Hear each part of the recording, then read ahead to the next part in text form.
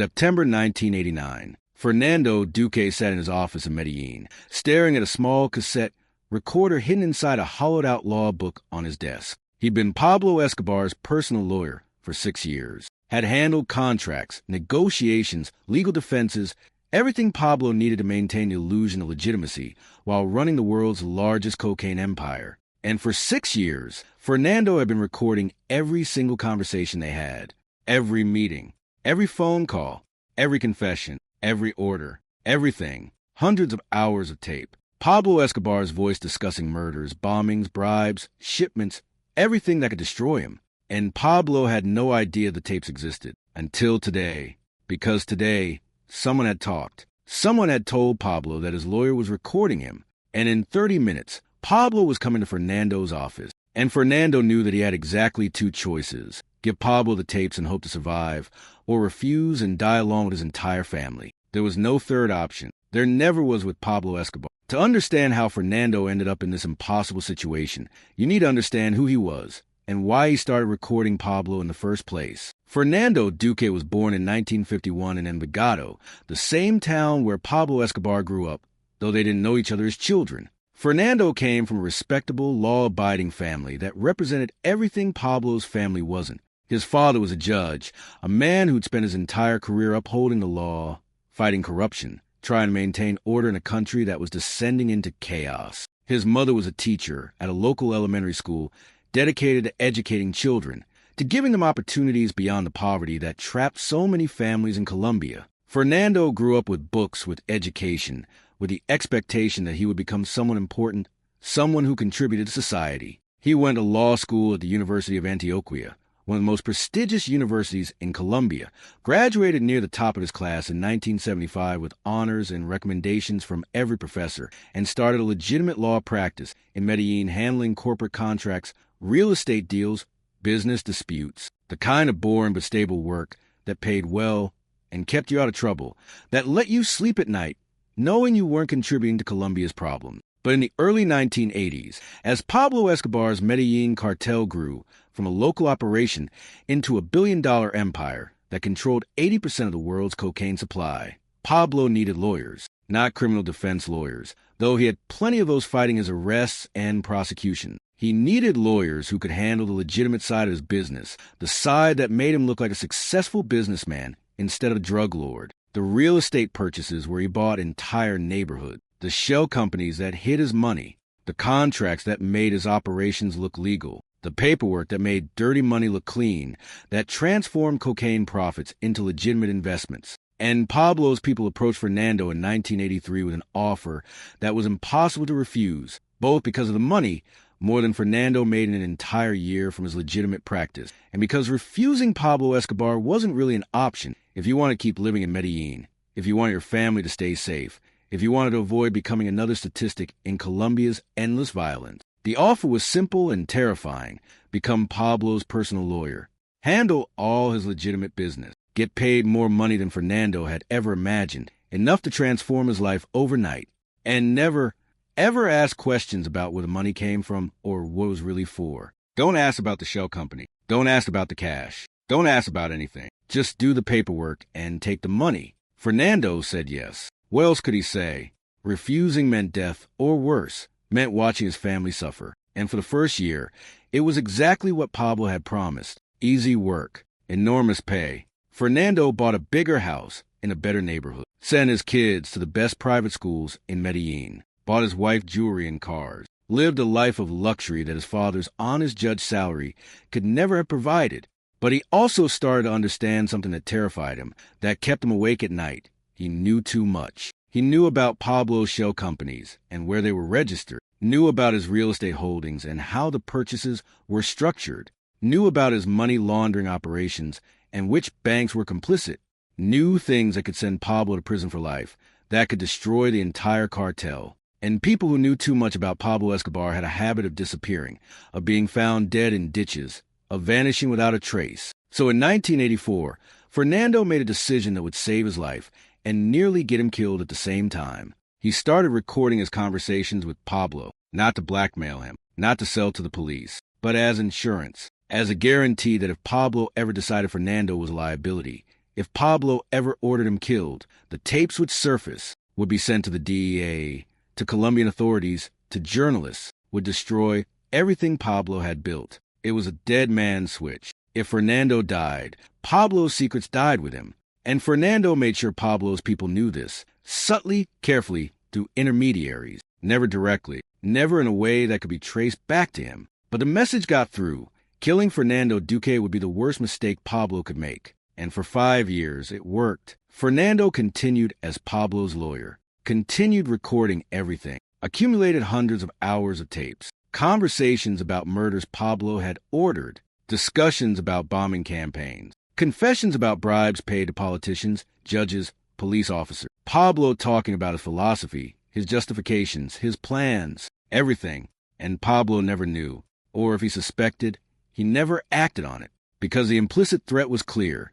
The tapes existed somewhere, and if Fernando died, they would surface. But in September 1989, something changed. Someone talked. Fernando never found out who. Maybe one of the intermediaries he'd used to spread the word about the tapes. Maybe someone who'd seen him recording. Maybe just someone who'd guessed and told Pablo their suspicions. But somehow, Pablo found out. Found out that his lawyer, the man he'd trusted with his most sensitive business, had been recording him for 5 years, had been documenting everything, had been creating evidence that could destroy him. And Pablo called Fernando, told him to be in his office at 3 p.m., didn't say why, didn't need to. Fernando knew that Pablo knew that he had maybe hours to live unless he could convince Pablo to let him survive. So Fernando sat in his office, staring at that cassette recorder, and waited for Pablo to arrive, and thought about his wife, his 3 children, his parents, everyone who would die if he made the wrong choice in the next hour. Pablo arrived exactly at 3 p.m. with 4 bodyguards,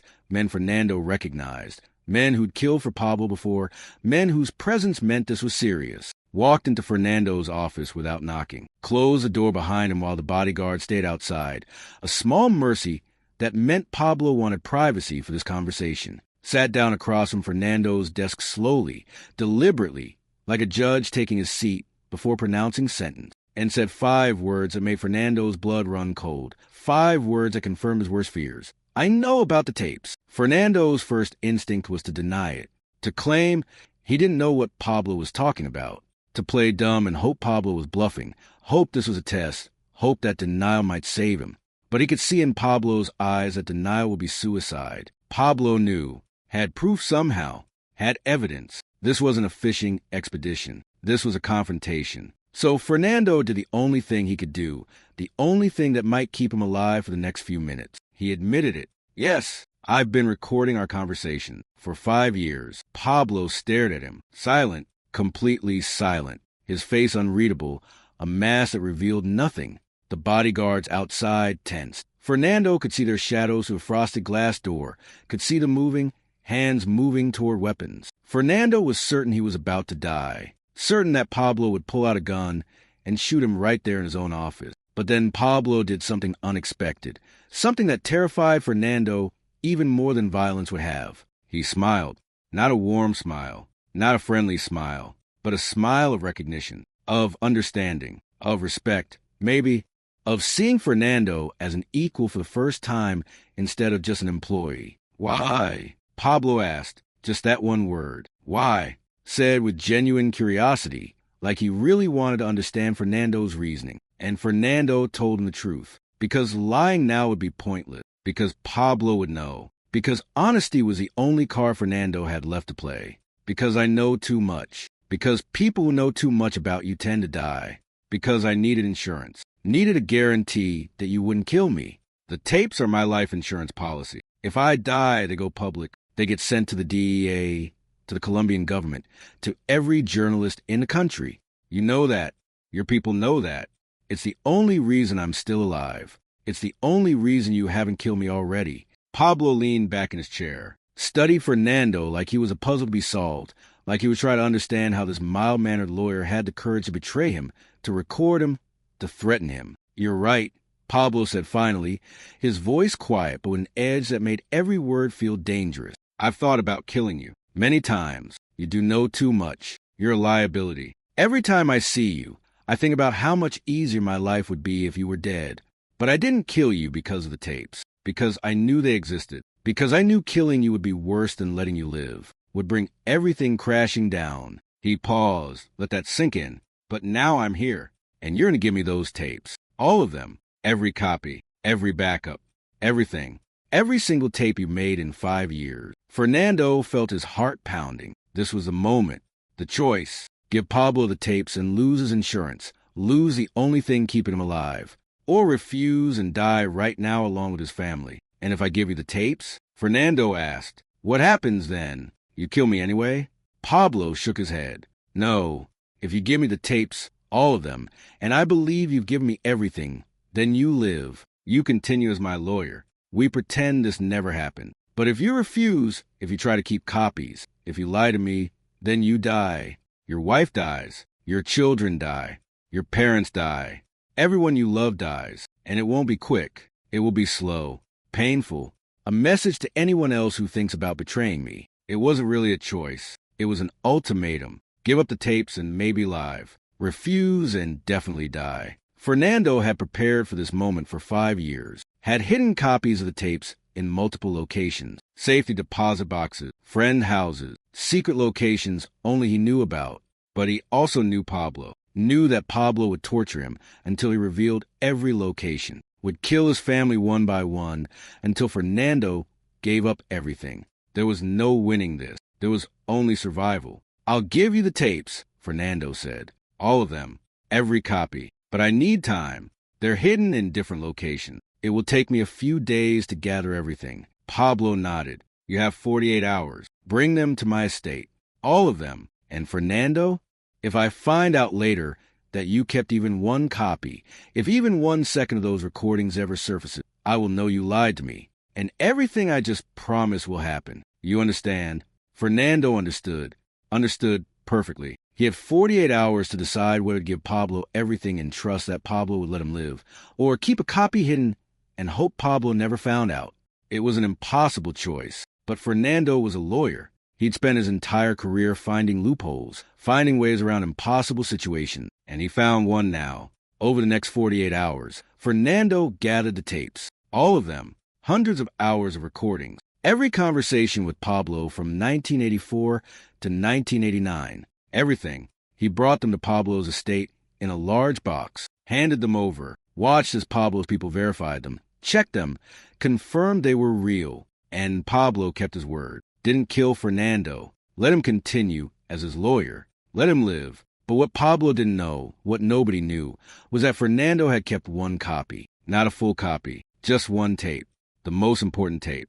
A conversation from 1987 where Pablo had confessed to ordering the assassination of a presidential candidate, had discussed his plans to bomb government buildings, had revealed things that could destroy him. Fernando had made a copy of that one tape and hidden it in a place nobody would ever think to look, inside his father's coffin. His father had died in 1986, was buried in a cemetery in Envigado, and Fernando had hidden the tape in a waterproof container inside the coffin before it was sealed. Nobody knew, not his wife, not his children, nobody. It was his final insurance policy, his last guarantee that if Pablo ever broke his word, if Pablo ever came for him, the tape would surface after Fernando's death and destroy Pablo. Fernando continued as Pablo's lawyer until 1991, when Pablo surrendered to Colombian authorities and was imprisoned in La Catedral, the luxury prison he'd built for himself. Fernando handled the legal negotiations for Pablo's surrender, helped arrange the terms.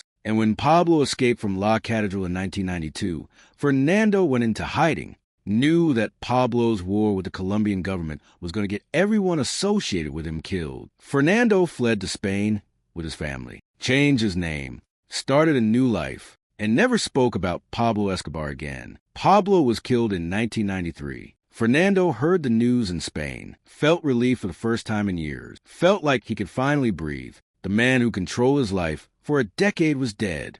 The tapes didn't matter anymore. The insurance policy was no longer needed. But Fernando never retrieved the tape from his father's coffin, never told anyone it existed, just let it stay buried. A secret that would die with him. Fernando lived in Spain for 22 years, practiced law under a different name, raised his children, grew old, and in 2015, at the age of 64, he died of a heart attack. His family buried him in Spain, and in his will, he left a letter for his oldest son, a letter that explained everything: the tapes, the recordings, Pablo Escobar, and the location of the final tape, the one hidden in his grandfather's coffin in Envigado. Fernando's son traveled to Colombia in 2016, obtained permission to exhume his grandfather's coffin, found the waterproof container exactly where his father had said it would be, and inside, perfectly preserved, was a cassette tape labeled P-1987 Insurance. Fernando's son had the tape digitized, listened to it, and realized he was holding something that historians and journalists had been searching for decades: Pablo Escobar's voice, in his own words, confessing crimes that had never been proven, discussing his philosophy, revealing his true nature. The tape was released to the public in 2017, and what it revealed changed everything people thought they knew about Pablo Escobar. Not because it showed he was a murderer. Everyone knew that. Not because it proved he'd ordered assassinations. That was already established. But because of what Pablo said about why he did it, about his justification, about his complete lack of remorse, about the way he talked about killing people like it was a business decision, like he was discussing shipping schedules or profit margin. In the tape, Pablo talks about ordering the assassination of Luis Carlos Galán, a presidential candidate who'd promised to extradite drug traffickers to the United States. And Pablo doesn't express regret, doesn't claim it was necessary. He talks about it like it was obvious. Galán wanted to destroy us, wanted to send us to American prison, so we destroyed him first. It's simple. You eliminate threats. That's how you survive. That's how you win. He talks about bombing the Diaz building in Bogota, an attack that killed dozens of innocent people. And he justifies it by saying that Diaz was working with the DA, was helping Americans hunt him. Collateral damage. He calls the dead civilians. Unavoidable. When you're at war, people die. Innocent people. That's the cost. I don't enjoy it. But I don't lose sleep over it either. They were in the wrong place at the wrong time. But the most chilling part of the tape is when Fernando asks Pablo if he ever regrets the violence, if he ever thinks about the thousands of people who've died because of the drug war. And Pablo's answer reveals everything about who he really was. Regret? No, I don't regret anything. I did what I had to do to protect my family, to protect my business, to protect myself. Every person I killed, every bomb I ordered, every act of violence, it was necessary. It was survival. And I would do it all again. Every single thing. Because the alternative was losing, was going to prison, was letting the government destroy everything I built. And I will never let that happen. Never. The tape runs for 47 minutes. 47 minutes of Pablo Escobar talking with complete honesty because he thought the conversation was private, was protected by attorney-client privilege, would never be heard by anyone except his lawyer. And it reveals a man with no conscience, no remorse, no humanity, just cold calculation and absolute ruthlessness. When the tape was released, it became international news. Documentaries were made about it. Books were written analyzing Pablo's words. Psychologists studied the tape trying to understand how someone could talk about mass murder with such casual indifference. And Fernando Duque, the lawyer who'd recorded it, who'd hidden it for decades, who'd kept it as insurance and then as a secret, became famous posthumously as the man who documented Pablo Escobar's true nature. But here's what most people don't know about the tape. Here's the secret that Fernando's son revealed years later in an interview with a Colombian journalist. The tape wasn't just insurance against Pablo killing Fernando. It was Fernando's confession, his way of documenting his own guilt, his way of admitting to himself and to history that he was complicit in everything Pablo did, because Fernando had helped Pablo, had enabled him, had made his crimes possible by handling the legal side of his empire, by creating the shell companies that hid the money, by structuring the real estate deals that laundered the profits, by providing a legal framework that allowed the Medellin cartel to function. And Fernando knew he was complicit, knew he had blood on his hands, knew that every contract he drafted, every company he incorporated, every deal he structured, made it easier for Pablo to kill people, to flood America with cocaine, to corrupt Colombia's institutions. And the tape was his way of saying, I was part of this. I helped the monster. I enabled evil, and I'm documenting it so the world will know the truth, so history won't forget. So I can't pretend I was innocent. Fernando's son found another letter after his father's death, a letter that was never meant to be published, that was meant only for his son's eyes, a letter where Fernando wrote with brutal honesty, I recorded Pablo because I was afraid he would kill me. That's the truth. I was a coward who wanted to survive. But I kept the tape, kept it hidden for all those years, because I was afraid history would forget what he really was, would romanticize him, would turn him into a legend, into a folk hero, into Robin Hood, instead of remembering him as a monster. This tape is my testimony, my evidence, my proof that Pablo Escobar was not a Robin Hood, was not a hero to the poor, was a mass murderer who felt nothing, who killed thousands without remorse, who destroyed Colombia for profit. And I helped him. I enabled him. I took his money and did his paperwork and made his crimes possible. And I will carry that guilt to my grave. But at least the world will know the truth. At least this tape will exist as proof of who he really was. Today, the tape is in the archives of the Colombia National Museum, available to researchers, studied by historians. A permanent record of Pablo Escobar's voice confessing to crimes, justifying murders, revealing his complete lack of humanity. And it exists because a lawyer named Fernando Duque made a choice in 1984 to start recording, made another choice in 1989 to keep one copy hidden, and made a final choice to reveal it after his death, not to clear his own name, not to profit from it, but to make sure the world remembered who Pablo Escobar really was. The tape that was never supposed to exist became the most important historical document about Pablo Escobar ever created, not because it revealed new crimes, but because it revealed the man behind the crime, the voice, the words, the complete absence of remorse. And it proved what Fernando had always known, that Pablo Escobar was not complicated, was not conflicted, was not a man torn between good and evil. He was simply evil, and he knew it, and he didn't care.